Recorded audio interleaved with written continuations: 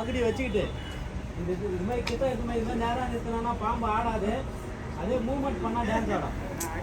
ஆடுங்களா எந்த டைரக்ஷனில் திருப்பினாலும் அது காரணம் என்னன்னு கேட்டிங்கன்னா இந்த மியூசிக்கெலாம் டான்ஸ் ஆடுறது அது மூவ்மெண்ட்டு தான் பார்க்கும் அந்த பாம்பு. அதனால தான் அது டான்ஸ் ஆடுறது. சில பேர் நம்மளை ஏமாத்திடுவாங்க அந்த மக்கள் டான்ஸ் ஆடாது. ஓகேங்களா? அதேமாரி அதோட பாம்போட உணவு பார்த்தீங்கன்னா என்னென்ன சாப்பிடும் பார்த்தீங்கன்னா மோஸ்ட்டாக கேட்டீங்கன்னா நீங்களாம் என்ன சொல்லுவீங்க? பாம்பு வந்து பால் பிடிக்கும் சார், முக்கியம் பால் பிடிக்கும், பால் பிடிக்கும். அப்புறம் பார்த்தீங்கன்னா முட்டையை சாப்பிடும் சார், உடச்சி குடிக்கும்னு சொல்லுவாங்க. ஆனால் நிஜ பாம்பு முட்டை பால்லாம் சாப்பிடாது சார். ஏன் முட்டை பால் சாப்பிடாது சொல்கிறேன்னு கேட்டிங்கன்னா இந்த பாம்போட உணவுலாம் பார்த்தீங்கன்னா என்னென்ன சாப்பிடும் பார்த்தீங்கன்னா அதெல்லாம் பறக்க முடியாத பறவைகளை சாப்பிடும். பறவை கூட்டுக்கிற அந்த குட்டிகளை அது முழுங்கி சாப்பிடும். பால் மோஸ்ட்டாக அந்த பாம்பு பால் குடிக்கிற மாதிரி இருந்துன்னு வச்சிங்களேன். இந்த பெண் பாம்பு இந்த இருந்த பாம்புகள் எல்லாமே 40 முட்டைகளோட ஒரு வருஷத்துக்கு 40 முட்டையில பொறிச்சுன்னு எங்கே தெரியுமா போகும்? ஸ்ட்ரெயிட்டாக ஆவின் குடி பால் தான் போகும். 40 பாம்பு குடிக்கும் பால் குடிக்கிறது. காலையில் எதுவும் டீ காஃபி கேட்குறேன் பாருங்க, அதெல்லாம் கிடைக்காது. மொத்தமே பாம்பு குடிச்சிடும். கொஞ்ச நாள் ஆவின் குடிலாம் மூட்டு கலந்துடும் வீட்டுக்கு. அதனால் பால்லாம் குடிக்காது.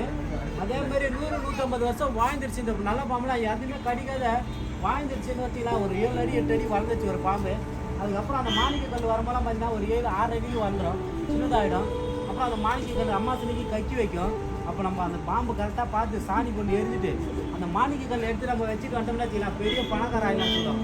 அந்த ஒரு கல் கிடைச்சாலுமே இந்த பாம்பு பார்த்தீங்கன்னா மாணிக்க கல்லெல்லாம் வராது. அந்தமாரி அந்த ஒரு மாணிக்க கல் எடுக்கிற மாதிரி வச்சுக்கலாம்.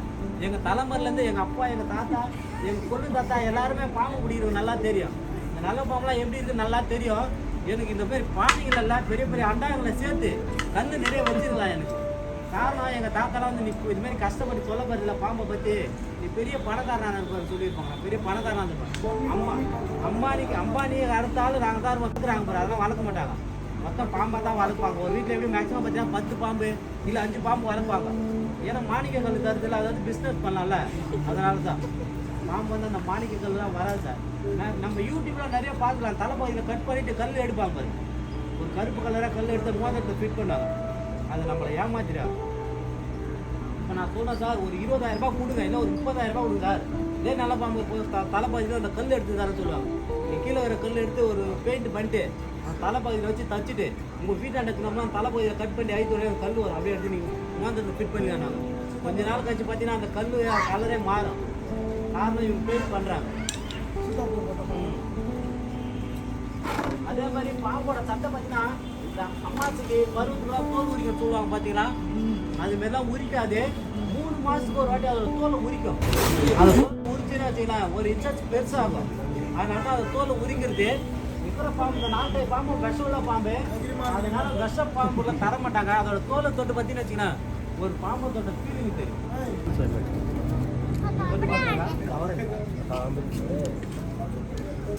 3வது டாக்டர்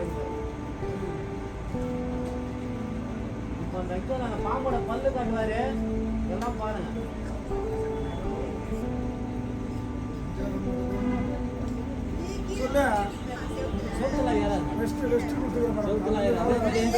கண்டிப்பா ஏறும். செவ்வளவு கிரிப்பா இருந்தா 7வது மாடி 8வது மாடி கூட போவோம்.